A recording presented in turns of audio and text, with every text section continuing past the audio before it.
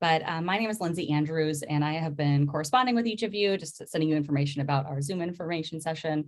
Today, we'll be talking about our EDD in adult and higher education, and I'll kind of give you also a brief overview of the PhD, but the focus is going to be the EDD. And I am joined here today by the infamous Becky Crandall. Dr. Crandall is an associate professor of practice within our program and serves as the primary advisor for the EDD program. So you'll be hearing from both of us throughout the session.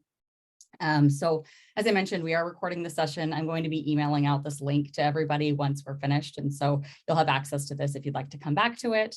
And please jot down any questions that you might have and keep yourself on mute while we're doing the presentation portion here. And we'll have more open Q&A at the very end.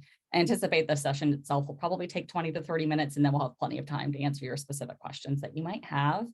And you can also pose them to the chat, and Becky is going to help monitor more of the chat. You know, as anybody knows who's presented on Zoom, it's a lot to do the chat and the presentation and the monitoring of the PowerPoint. So we'll both kind of be tag teaming that, but feel free if you do put a question in the chat, and it might be something that would be better for us to address with the group at the end.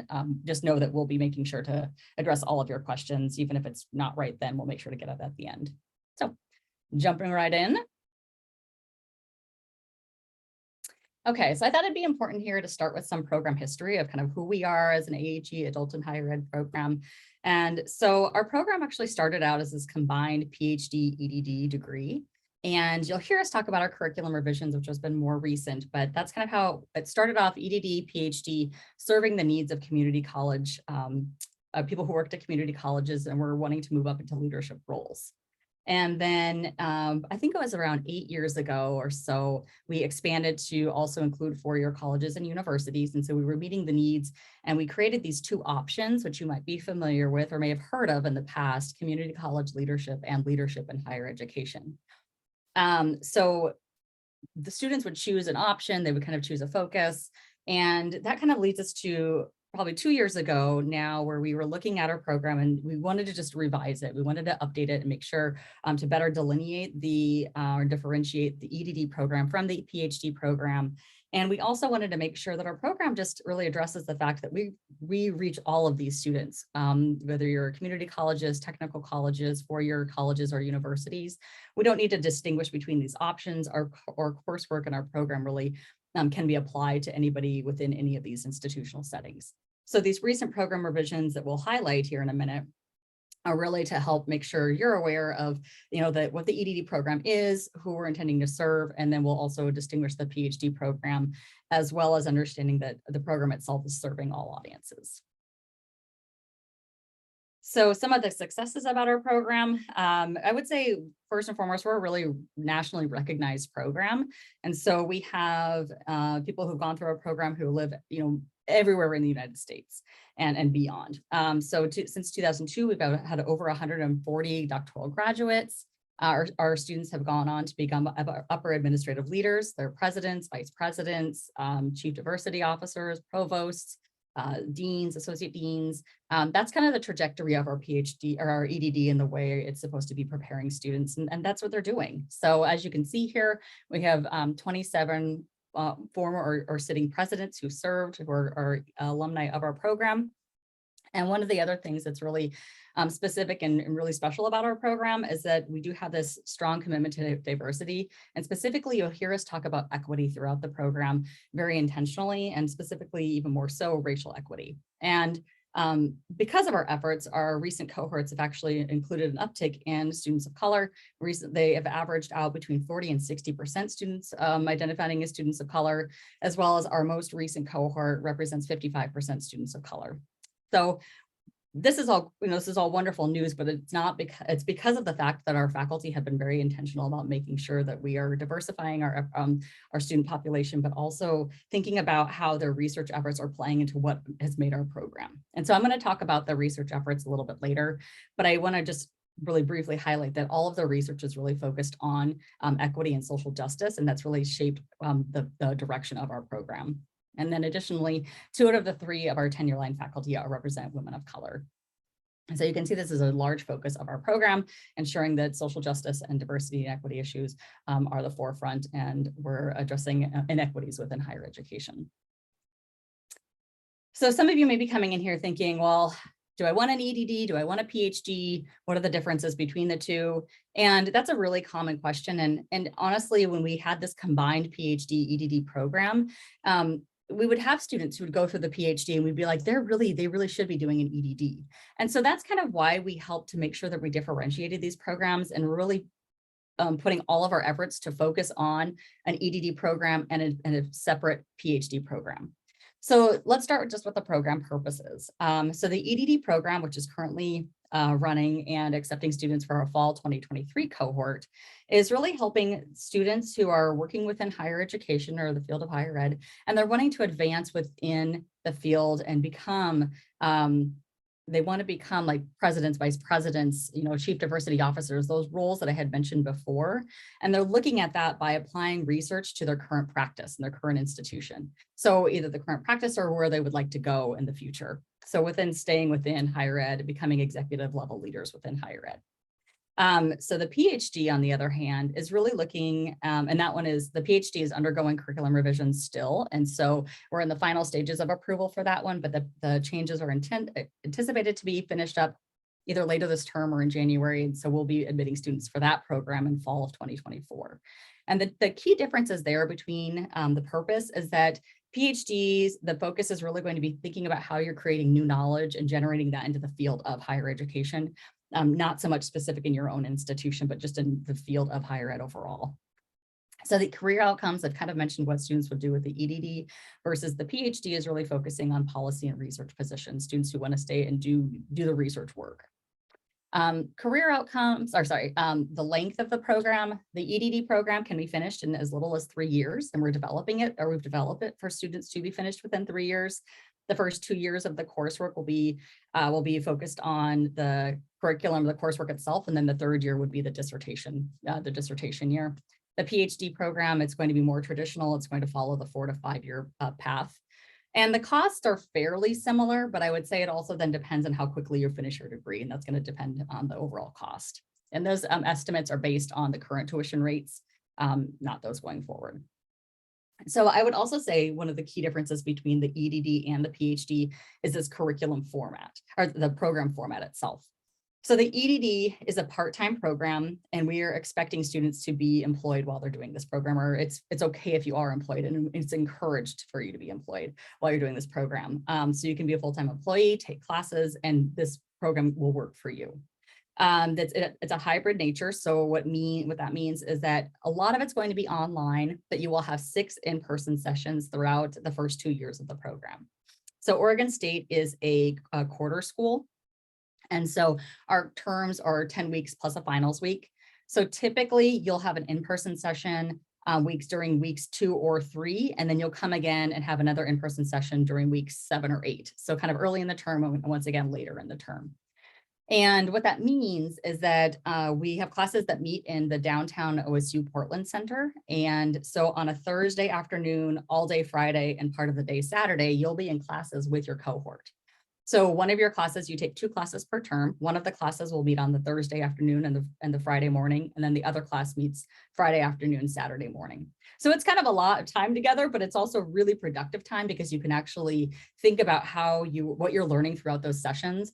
And you have this lead up time where you're doing this online kind of prep work. You come together and have really just engaging conversation and discussion about these problems of practice and inequities within higher education. And then you get some more time to ruminate on it. And then you also come back again one final time before the term ends, which also plays into this cohort model of the program. And that's why we have 12 to 15 of you in this cohort. So you're all bringing experiences and coming together and discussing and posing new ideas and posing new challenges to each other.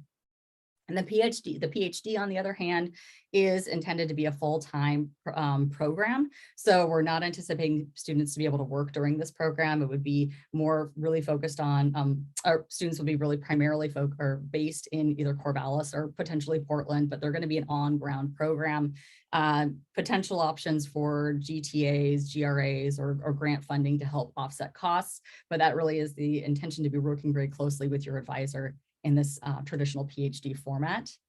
And the cohort size for the PhD is going to be a lot smaller because it will depend on advisor and faculty availability to serve as advisors in your program and guide your research. And then the only other thing I wanted to kind of point out between the two is that internship requirement, because the EDD, the internship is a critical piece of this program. You have this opportunity to explore the field and think about the leader that you want to be and kind of test drive that and think about how that applies into your research, into your knowledge and your career trajectory. The PhD, it does not have an internship requirement. It's going to be, like I said, more very specific to research. And so the internship doesn't make as much sense with the PhD than it does with the EDD. And something you'll hear throughout our program is applied research. The EDD is really meant for you to be applying what you're learning and take it back into your institution and put it into practice. So I'm going to give a larger curriculum overview here, and then Becky's going to go into the intricacies of some of our courses and then give you some highlights. So when we redid these, when we went through the curriculum updates process, one of the things that we knew we wanted to do was center our program on equity. So you can see, rather than just an equity course, we're going to have equity embedded throughout the entire program. So using that as a framework, we then decided to split our coursework into 3 different areas. One would be leadership courses, the higher education courses, and the applied research courses. Each of our courses are 3 credits. So you'll have 5 courses that are specific to leadership. You'll have 6 courses specific to higher education.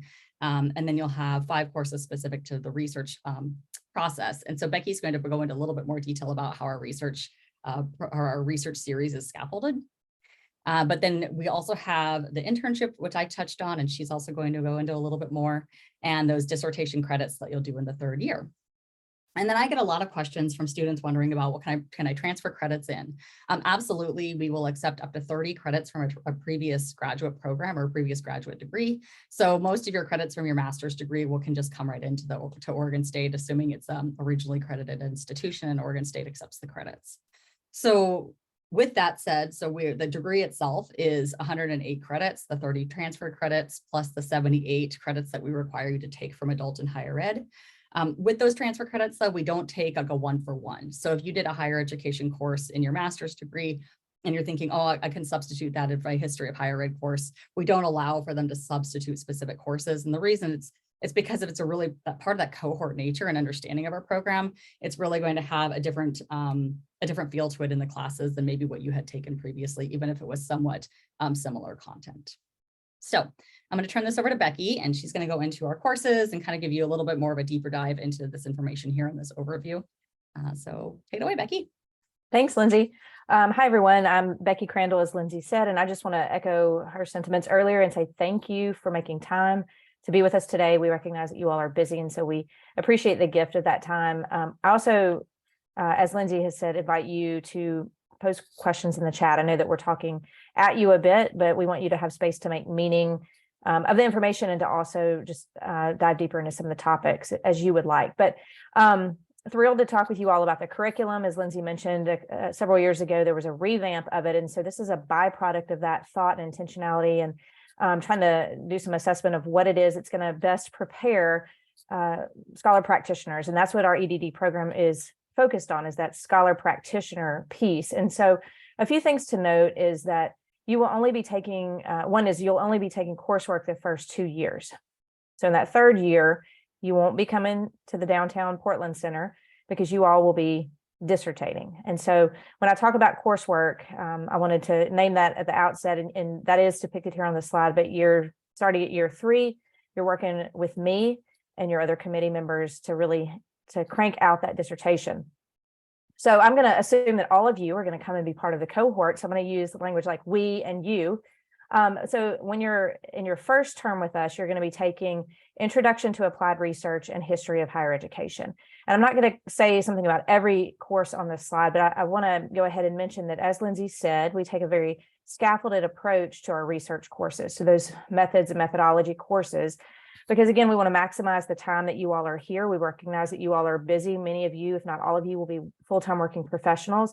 And so the way that we structure our courses in terms of research and research design and methods is that you all will be working on pieces of your dissertation in chunks along the way, which I think is a really cool thing, because it allows you to get a lot of various points of feedback before you're in that very formal season of dissertating. So in that intro to applied research course, I teach that generally, and it's a course it's almost like a foundations of research class. I know some of you may be sitting here and you've never engaged in research before. I know that in my master's program, the discipline that I was a part of before this, I didn't have to do research. So I started my doctorate and I was a little scared because I thought, gosh, I don't know what that even looks like.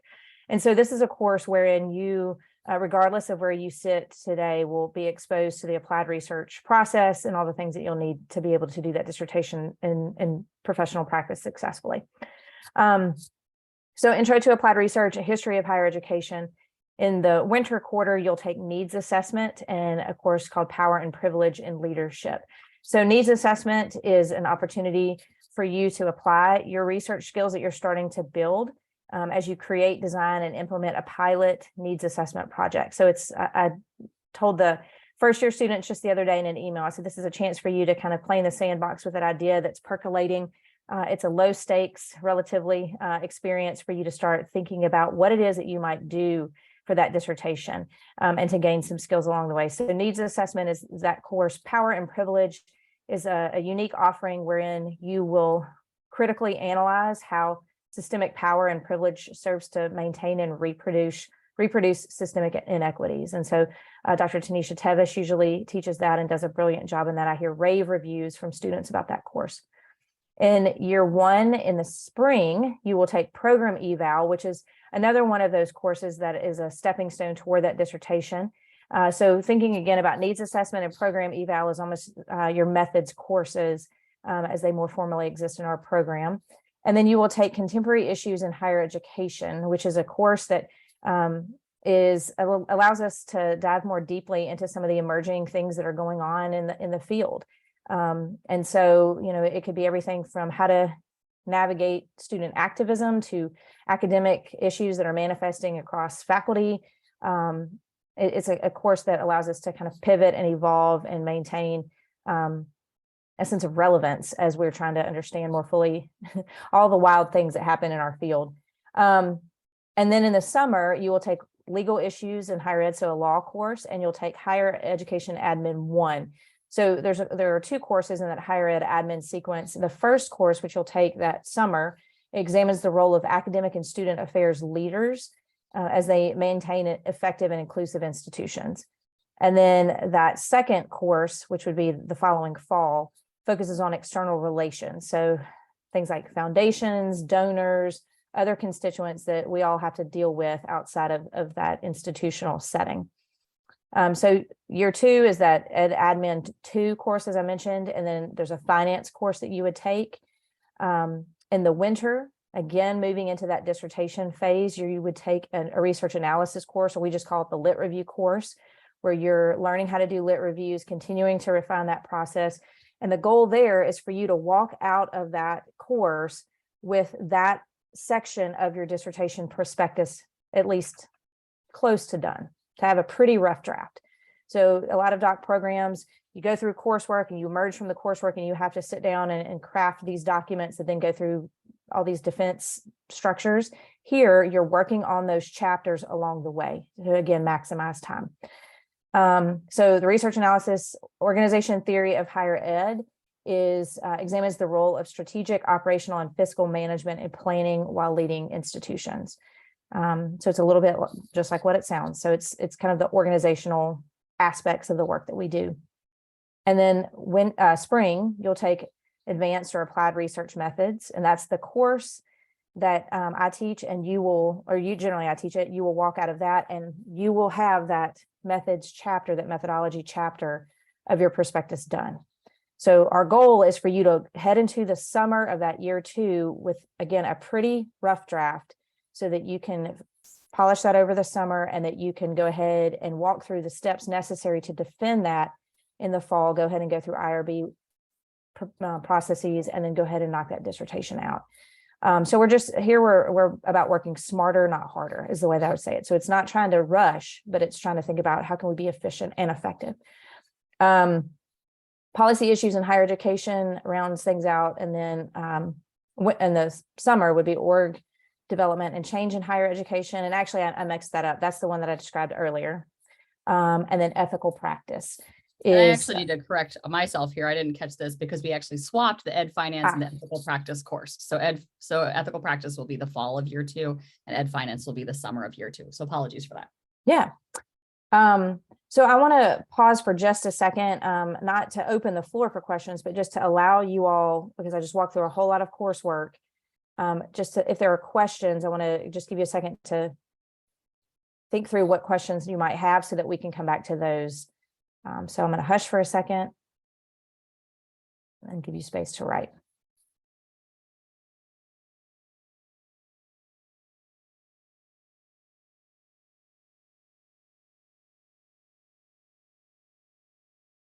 Okay. So again, I will offer, and we'll come back to these questions. So I saw, for example, Melissa has a question. We will definitely come back to these. Continue to put those in the chat, by the way. So again, just want to emphasize that one of the things that is unique to our program is that we do have that scaffolded research sequence that will set you up for success in that dissertation work. And what I do tell students is in that first year, you don't need to necessarily come with a salient idea, right? That feels very pressure laden to walk in week 1 and know what you're doing your dissertation on. And so there's also room for you to explore, for you to grow and think about what it might be. Again, as Lindsay said, equity is embedded throughout the coursework. So I want to emphasize that we have that manifesting in various ways, including currently a commitment to Black Lives Matter that dictates even how we're elevating Black scholars in the coursework. And so this is not one of the reasons I wanted to come here, which was about a year and a half ago, was the way that equity wasn't just talked about and social justice wasn't just something on a values page, but this is something that the program enacts in every regard as best we can. So again, year 2, after that, you move into that dissertation phase. And I think that's all I have to say about that right now. So Lindsay, let's go ahead and go to the next slide. So Lindsay mentioned that another piece of the curriculum for EDD students is this internship. So it's 180 hours spaced over however many terms it takes. You just have to be done by the time you're done with coursework. But it's a chance for you all to refine. I know many of you some of you have been in the field for a long, long time. So it's not an assumption that you need to know how to do your job presently, but it's a chance for you to think about how you may expand your portfolio, how you might have a very concrete reason to stretch yourself in ways that you've been thinking about for a long time, but haven't made time to do. So developing those leadership skills and experience. I think about students who have done things from everything from one student that I know of right now. She spent the last several terms. She wanted to beef up her research skills and assessment skills. And so she's been shadowing a faculty member in another department and doing some assessment work with her. I think about students who are doing things on the national level, maybe through some of the professional associations. There's a student who I just met with the other day who's wanting to get some experience in student conduct and finally is using this as an opportunity to finally do the thing that he's been intending to do for a while. And so the sky's the limit with this, truly. But it is something that is a core requirement. We work with you all to figure out the best strategy in terms of time, knowing again that you have family responsibilities, professional responsibilities, and school responsibilities. But Lindsay, is there anything else that I should add about the internship before I talk about dissertation? No, I think that covers. Thank you. Okay. And so dissertation, Lindsay talked about this earlier in trying to understand the distinction between a PhD and an EDD. And there's often, even with myself, I'll admit, there's some unlearning that has to be done when we think about what it is that this dissertation is to be. So you will hear us talk a lot, as Lindsay said, about applied. We talk about dissertations in practice. So as was mentioned earlier in the presentation today or our time together, this isn't a chance for you. This isn't something where you're trying to create new knowledge for knowledge's sake in the field. We want you all to focus on a localized problem of practice. And when we say localized, it can certainly be at your institution. It could be within the unit that you work, but it could also be on the district level if you work in that space, or it could be on a regional level. And so, but what it is it's an issue that has emerged related to the work that we do on a daily basis. So I also want to name that I hear the word problem and I automatically assume something's wrong. Maybe that says something. Maybe I'm a glass half empty kind of person. I don't think I am, but maybe I am. I hear problem and I think a deficit. But problem could be just a question that's unanswered. For example, why are these students succeeding in the ways that we are. And we want to know that answer so we can try to maximize that and continue to see those things emerge. So again, things that are directly related to the work of practitioners, and it could be you as a practitioner, but it could also be other folks as practitioners. We have students who are doing the gambit of work. They're doing work on, I think about students I just read a bunch of proposals the other day, students who are interested on things related to student athletes. We have folks that are doing things on the related to philanthropy and fundraising on the institutional level and how scholarships are allocated. We have folks that are interested in transfer students on their campus. So you all, as you sit in your seats, might be even now thinking about, here's an issue that I would like to explore more, but that's what your dissertation will focus on. And our format is unique for our EDD students. Your final product is only around 50 to 75 pages. And sometimes people hear that and they're like, sweet, that means it's easier. But I would say it's not, because it is a lot harder to scale things back into that kind of format, that shorter format. The reason that it is shorter is because we really want these to be products that you take into the field and they're brought to life. My dissertation, I don't think anyone has read that other than my committee. And I think my dad skimmed about 50 pages of it. Nothing will ever come of the dissertation that I wrote. It's in an online repository, but we want your dissertations to be one that you could give to institutional stakeholders and say, here's this thing that I did, this beautiful thing. What can we do with it? We even have you all write an executive summary at the beginning. So, because we also know that 50 to 75 pages is a lot sometimes for institutional leaders to read. I'm going to ask Lindsay to go to the next slide. That's all I have with dissertation, but if you have other questions, happy to answer those. Awesome. Thank you, Becky. So I saw a number of questions in the chat, and we'll make sure we can address those at the end here because you have some excellent questions. In the meantime, though, I'm going to move on to our doctoral faculty and just introduce them, but also explain their research, because it will give you a better understanding of where we're coming from with our program and the things that we're wishing to accomplish. So you've obviously all met Becky here, Dr. Crandall. And so Becky is our professor of practice and the primary advisor in our program. Dr. Gloria Crisp is a professor in our program and is currently serving as the acting associate dean of academic affairs within the College of Education. Dr. Bakmai Daliwin is our program chair and an assistant professor.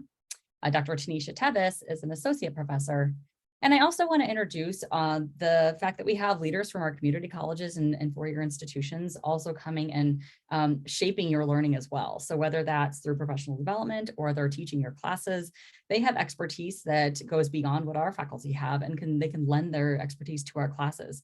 For instance, those that were finance experts or legal experts. In fact, we also have at least 2 community college presidents teaching our courses this year.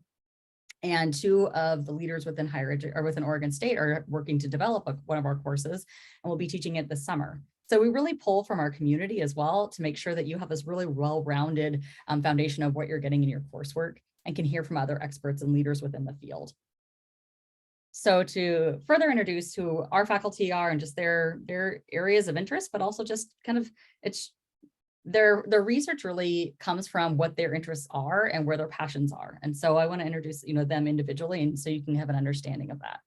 So Gloria Crisp, her research areas are academic success in community college and broadly accessible institutions. She's really well known for her focus on and research on mentorship and support, equity and success at accessible institutions, and then experiences of Latinx students and students attending HSI's Hispanic serving institutions. Dr. Tevis, her focus is on students of color, international students, students with disabilities, the intersection of leadership and identity, and privilege and oppression in practice, as well as retention, transition, and inclusion of marginalized students at predominantly white institutions. Dr. Wynn is focused on the categorization in education and racial and organizational classifications in education, minority serving institutions, ethnic stratification, and organizational behavior. And Becky's research interests are in campus climate, higher education and student affairs graduate preparation programs, intercollegiate athletics, LGBTQ+ issues in higher education, and religion and worldview diversity in higher ed. And I just share all of that so you get an idea of who each of our faculty are and what they're bringing into the classroom, as well as what they're bringing into their conversations with you and serving on your committees. So they're also just pretty awesome in general. So, oh, Becky, up to you professional development. Yes, and I will say this, and I say this even when I'm not on recorded presentations. As Lindsay said, the folks are awesome.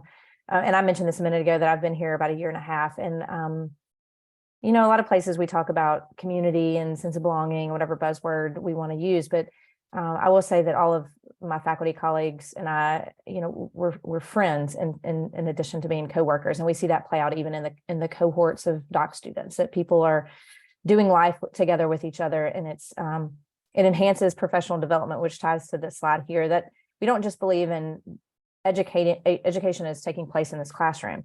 And so there is a robust set of formal opportunities for you to engage in professional development, and that I'll mention. I also want to talk about other things that we're happy to support you in. So one thing that we do that I think is really cool are these fireside chats.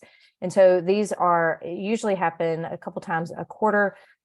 We invite practitioners, we invite scholars to come and to, you know, sometimes they join virtually, sometimes they join in person, but they come and spend time with our students. And it's a chance for us to learn from other folks as they give either a lecture, or sometimes we have panels.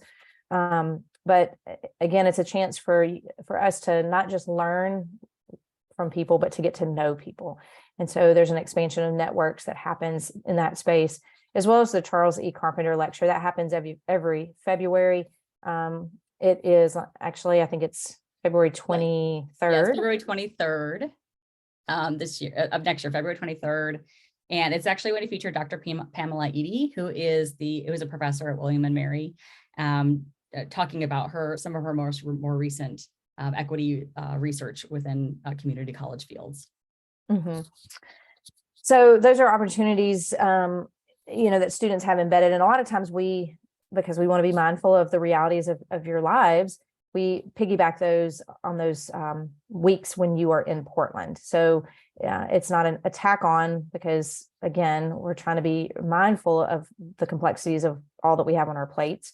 But we want to provide these opportunities for you all and do it in a way that allows us to work smarter, not harder. And so those would be at the tail end of class sessions when we're together in Portland. Also, students have published research with faculty, and that includes EDD students, are engaging in that space. I think about an EDD student right now who really wanted to, this is a different person than the person I mentioned earlier, but wanted to do their internship related to work around giving and philanthropy. And so I was able to help connect them with a faculty member at Columbia. And so they're doing that internship with that faculty member, helping pull together some literature. And actually, as a byproduct of that, they've been invited to sit on a journal review board now. And so again, just opportunities to engage in that research space, internship with executive leaders, as we've mentioned. There are webinars and Twitter chats and all the various things. We also try to help you all know what things are coming down the pipeline in terms of national associations. The cool thing is that you all will be grad students again. And so you get to reap the benefits of some of these national associations that have unique programming that's specific for grad students. And I always encourage folks I worked about 10 years before going back and doing my doctorate. And I always tended to forget that, hey, I get to reap the benefits of the student discounts again. And I get to sit in these student spaces that sometimes are more curated for me. And then lastly, building network and community during class sessions and through social media. Because of the ways that our cohorts operate, not only do people gain chosen family members and friends through this, but there is some networking that takes place because folks are institutional leaders around the country. And so sometimes they're helping each other say, you know, if folks hear that someone's looking for a job, or if they think of an internship that might not be suited for them, but suited for one of their peers, folks are really good about sharing the wealth in that way and helping folks get connected, and they have each other's backs in a really beautiful way. So let's see what's on the next slide, Lindsay. So the big question often comes around funding, right? All this sounds really cool, really romantic, really awesome, but then time and money are realities. And so I do want to share with you that over 70% of our students in 2022 received some type of funding. It wasn't necessarily full funding for some of these folks. It was just, you know, maybe a couple $100s, but we do work very hard to try to figure out, or at least in publicized ways that you all may be able to get funding. One way that happens is through OSU Scholar Dollars, which is a repository. It's a database that the institution has where you can search for various scholarships that might be related to who you are and the goals that you have. And so sometimes students do get scholarships but a lot of times folks are leveraging their benefits, their tuition benefits that they have. Financial aid is a reality. Some students do pay for it by taking out some additional loans, and then outside grants and scholarships. We have folks apply for those, and our faculty, my colleagues and I are happy to write letters of recommendation for folks as necessary to try to get some of that. Lindsay, am I missing anything on related to that you would like to offer? Yeah, the only thing I would add is that we just recently found out that the tuition benefit, which so the Oregon University system, if you work for an Oregon University, that you used to not be able to use the tuition benefit for this program because it's an e-campus program. But if you are employed, that now is coming into effect starting in January. So, if you work at U of O, Western, Oregon Tech, like there's a lot of, a number of there's 7 institutions for which this will work. So if you are interested in that, you can let me know. It's a really great tuition discount for employees. And then we have a fair number of actual grants or scholarships that are awarded to first-year students. And so that's where a lot of our students are able to get some funding to help offset primarily the costs of the first year. And then the second year is primarily based on that OSU Scholar Dollar system where you're applying and you're eligible for, thousands of awards based on the criteria. So we have a number of resources to help you out to write a good scholarship application as well. And the other thing I'll say too, because it's not featured on this slide, but we name the fact that it costs money when you have to come to Portland to come to school in person.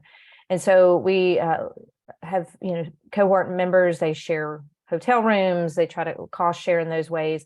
I know Lindsay even recently got connected with a hotel near the Portland Center that's willing to offer a discount to our students. And so we try to think about ways that we can make things more affordable, even with that travel piece as well. Absolutely. Yeah, good call. Okay, I'm going to wrap up here with just application details and just the requirements of our application. So the minimum requirements of our program is that you need to have completed a master's degree. So that's just first and foremost. And then one of the things to point out is that we ask for at least 3 years of full-time experience working within higher education. And I bring this up because students are at various stages of their careers as they're applying to our doctoral programs. And so as a kind of an idea of our profile of our students, they typically have held a variety of administrative positions. Many of our students are at the point on being directors, deans, associate deans. And so they kind of need the degree either to advance further in their career, or they're looking, maybe they got into a role earlier than anticipated, and now they need the education to kind of help them be successful and do the research that they'd like to do within their career. So a lot of times I think it's what's helpful to kind of think about when students are applying into our program is, how will this degree help me advance? And am I at a place in my career where I might need this degree to advance or to help benefit me in my current role? Students accepted to our recent cohort hold between 24 to 25 years of higher education experience. I would say on average, a cohort, the students in our cohorts typically have between 8 and 10 years of experience is kind of typical for our program. And then the application itself. So we ask for transcripts from any of the colleges or universities that you have attended. So any previous collegiate work needs to be submitted. We ask for a resume or a CV. And then I'm going to go into a little bit more detail about the writing sample and what we're asking for with our prompts. And so the prompts related to career trajectory and motivation. The specific prompt is, why do you want to pursue a doctoral degree in adult and higher education at OSU to advance that trajectory, in that trajectory? And the reason I want to kind of give you some tips maybe on as you're working on your applications. What we want when we ask that prompt is, why a doctoral degree, why this program? And those kind of need to come out clearly to us. Like, why are you at a stage in your career where this doctoral degree is going to help you? What is it specifically about adult and higher education that's drawing you in to this program specifically? How have you impacted change as a leader on your campus, and how will the experiences in this program contribute to your growth as an equity-minded leader? As you can say, we can see leadership and equity are still a prominent part of our program. So we want to make sure that we have an understanding of where you're coming from in both of those areas. And then please tell us about a problem of practice that produces inequity in your field of work that may be an area of research interest.